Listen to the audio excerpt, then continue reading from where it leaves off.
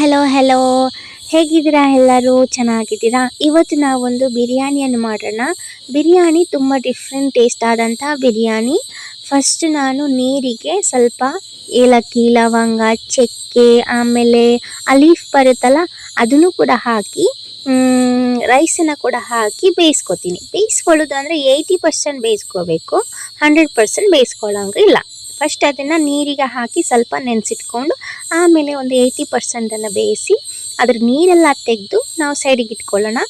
ಆಮೇಲೆ ಒಂದು ಪಾತ್ರೆಗೆ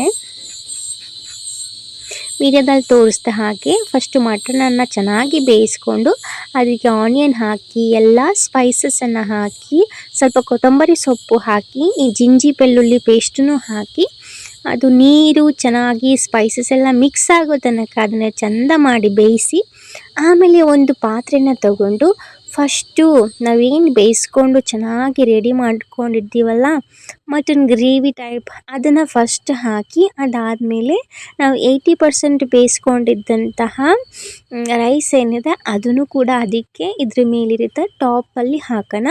ಹಾಕಿ ಆದಮೇಲೆ ಈ ರೀತಿ ಚೆನ್ನಾಗಿ ಸ್ಪ್ರೆಡ್ ಮಾಡಿ ಒಂದು 10 ನಿಮಿಷ ತನಕ ನಾವು ಇದನ್ನು ದಮ್ ಮಾಡ್ಕೋಬೇಕು.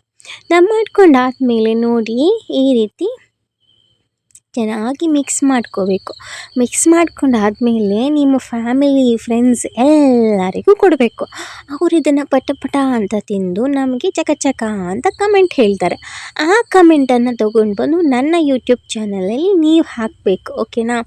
ಆವಾಗ ನನಗೂ ಕೂಡ ಖುಷಿಯಾಗುತ್ತೆ, ಇನ್ನೂ ರೆಸಿಪಿ ಮಾಡಬೇಕು ಅನ್ನೋ ಮನಸ್ಸು ಬರುತ್ತೆ. ಅದಾದಮೇಲೆ ಈ ರೆಸಿಪಿನ ನಿಮ್ಮ ಫ್ಯಾಮಿಲಿಯವರು ಖಂಡಿತ ಇಷ್ಟಪಡ್ತಾರೆ. ಇಷ್ಟಪಟ್ಟಿಲ್ಲ ಅಂತ ಹೇಳಿದರೆ ನನಗೆ ಹೇಳಿ, ನಾನು ಅದನ್ನು ಮೇ ಬಿ ನಾನು ರೆಸಿಪಿ ಮಾಡೋದನ್ನು ನಿಲ್ಲಿಸಲೂಬಹುದು, ಹೇಳೋಕ್ಕಾಗಲ್ಲ ಅಲ್ವಾ? ಸೊ ನೀವು ರೆಸಿಪಿ ಮಾಡಿ ನನಗೆ ಎಂಕರೇಜ್ ಮಾಡ್ತೀರಾ, ಡಿಸ್ಕರೇಜ್ ಮಾಡ್ತೀರಾ? ಎಂಕರೇಜ್ ಮಾಡಬೇಕಲ್ವಾ? ನೋಡೋಣ ಯಾವ ರೀತಿ ನೀವು ಎಂಕರೇಜ್ ಮಾಡ್ತೀರಾ ಅಂತ ಹೇಳಿ. Okay, thank you.